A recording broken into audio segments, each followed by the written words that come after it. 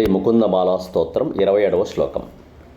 శ్రీమన్నామ ప్రోత్య నారాయణాఖ్యం కేన ప్రాపుర్వాంఛితం పాపినోపి హా నః పూర్వం వాక్ ప్రవృత్తార్ తస్మిన్ తేన ప్రాప్తం గర్భవాసాది దుఃఖం.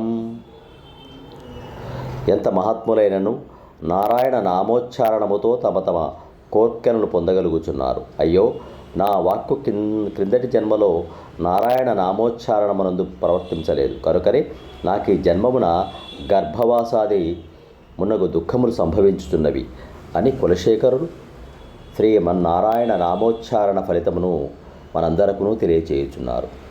కావున నిరంతరము బేకగళంబు రీతిగా నారాయణ నామోచ్చారణం చేస్తూ ఈ జన్మలోనే మోక్ష సాధనకు కావలసిన సంపత్తిని కూడపెట్టుకోవాలని కులశేఖరుల యొక్క అభిప్రాయం.